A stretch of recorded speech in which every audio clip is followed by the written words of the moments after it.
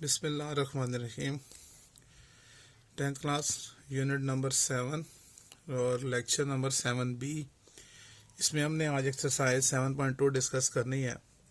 Question number 1 हमारे पास है, हमने थीटा मालूम करना है जबकि एल की वैल्यू हमें मालूम है 4.5 मीटर और आर की वैल्यू है 2.5 मीटर। ठीक है, फार्मूला हम जानते हैं, L is equals to R theta.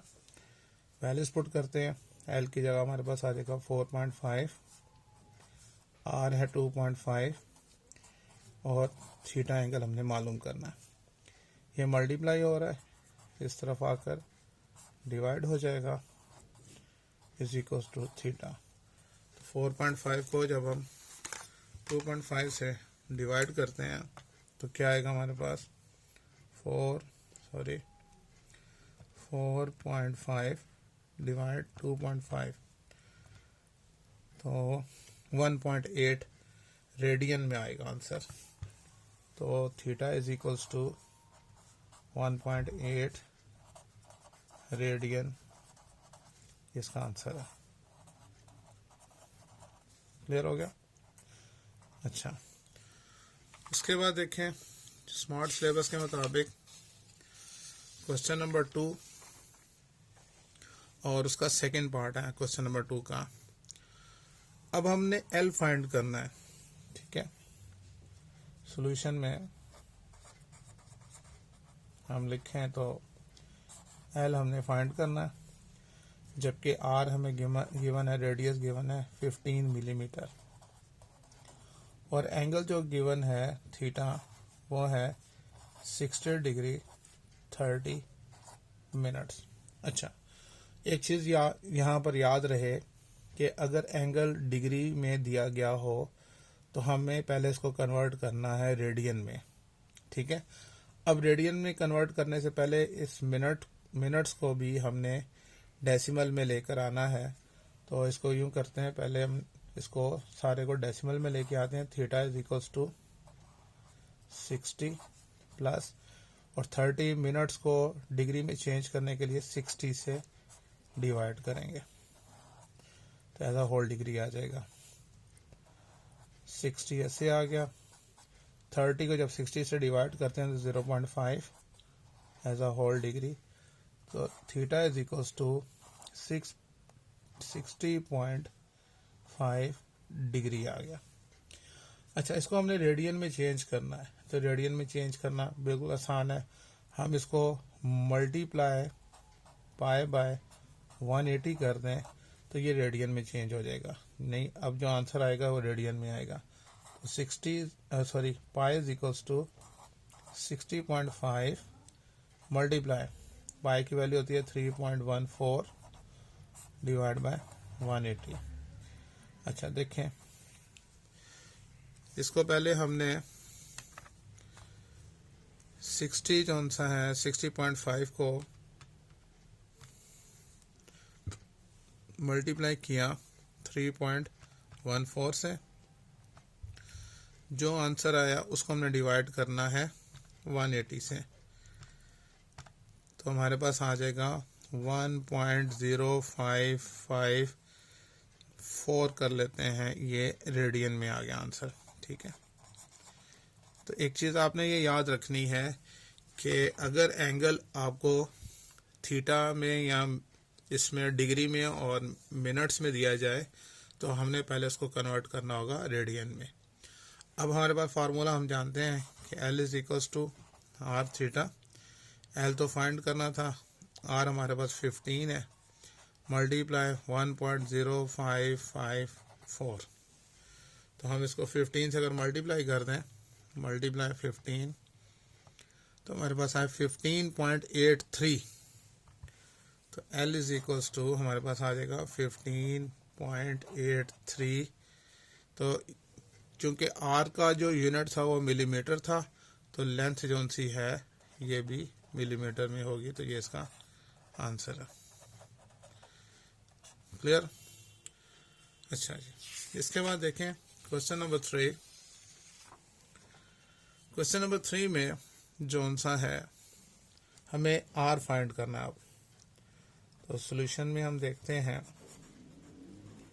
कि अब हमें L हमें गिवन है 52 सेंटीमीटर और थीटा जौन सा है वो है 45 डिग्री और R जौन सा है वो हमने मालूम करना है।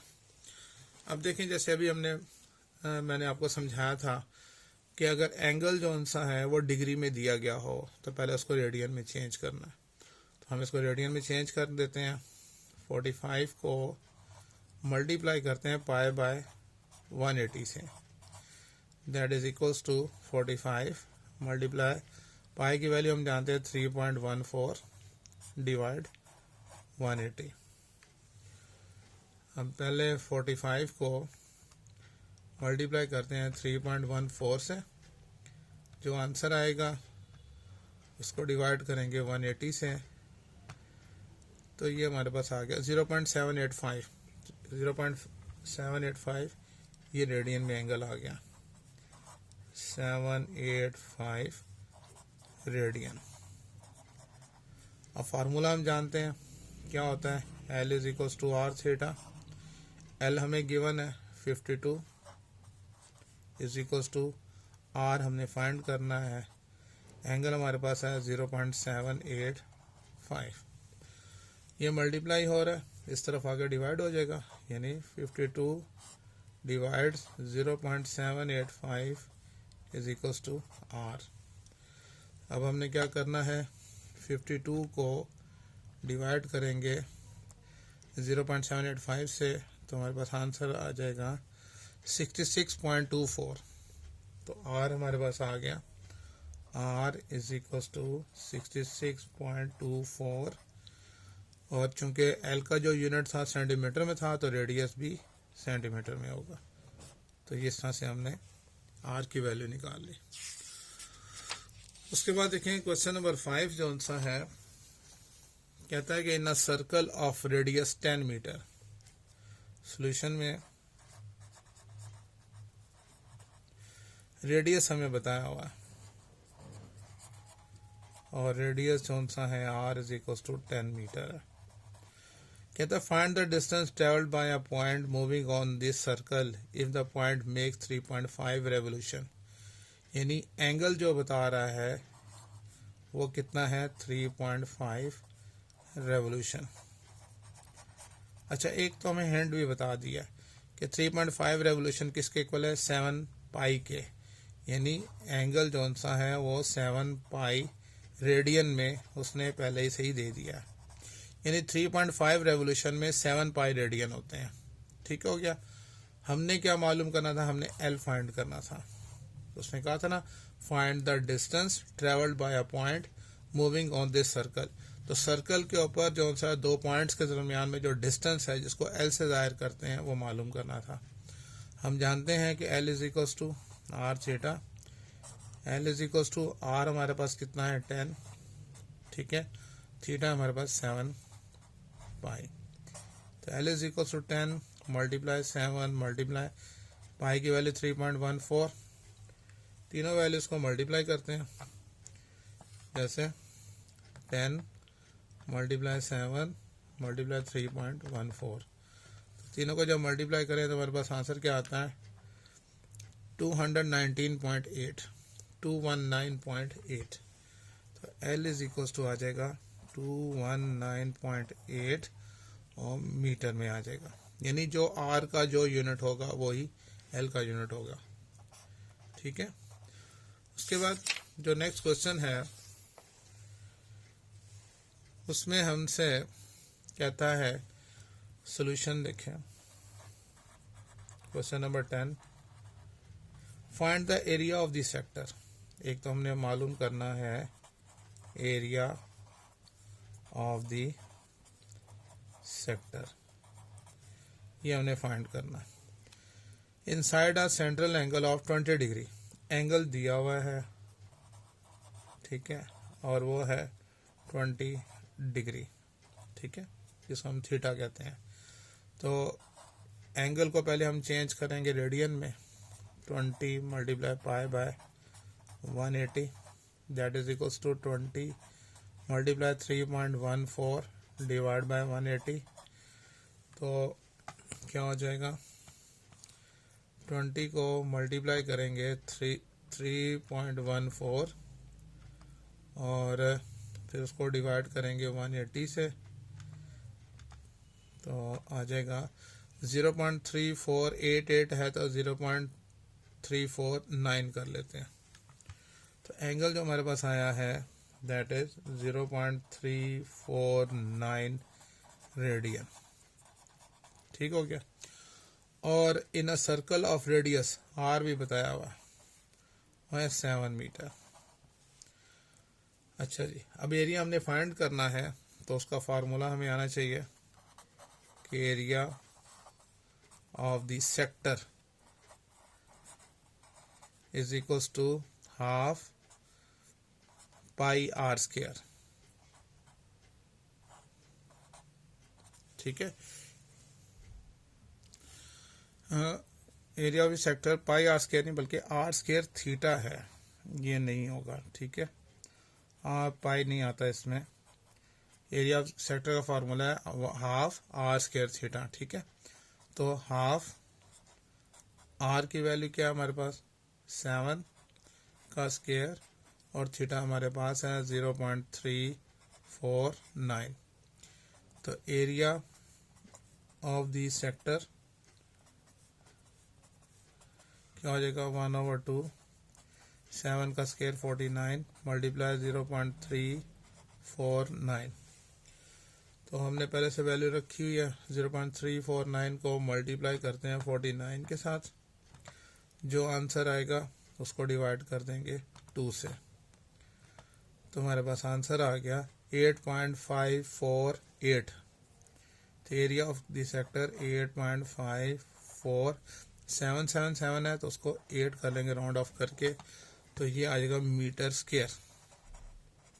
तो इस तरह से हमने एरिया ऑफ द सेक्टर मालूम कर लिया।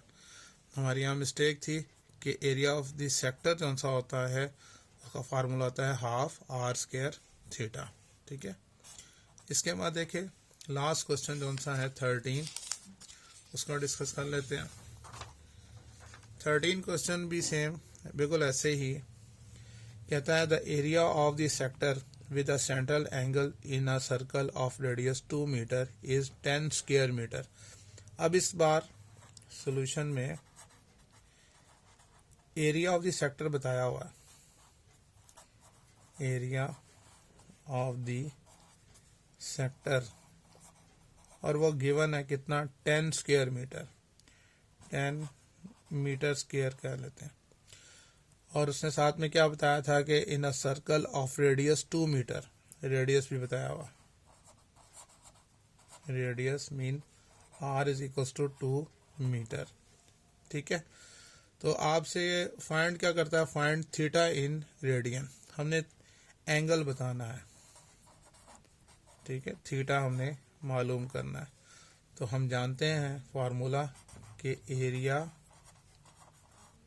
Of the sector is equals to क्या होता है हाफ आर स्क्वायर थीटा। अब एरिया ऑफ द सेक्टर दिया हुआ है वो है 10 इज इक्वल्स टू 1/2 आर का स्क्वायर मीन 2 का स्क्वायर इंटू थीटा। 2 यहाँ डिवाइड हो रहा है, इस तरफ आके मल्टीप्लाई होगा, 2 मल्टीप्लाई 10 इज इक्वल्स टू 2 का स्क्वायर क्या होता है 4 इंटू थीटा। ठीक है, 4 मल्टीप्लाई हो रहा है, इस तरफ आके डिवाइड हो जाएगा, 2 multiply 10 divide by 4 is equal to theta. तो क्या हो जाएगा जी 2 1 दर 2 2 दर 2 1 दर 2 5 दर, तो थीटा इज इक्वल टू आ जाएगा 5 रेडियन। तो ये इसका आंसर आ गया। बहुत आसान सा लेक्चर था आज का, 7.2 बहुत आसान है। उम्मीद है आपको समझ में आ गई होगी। ओके बेटे, अल्लाह हाफिज़।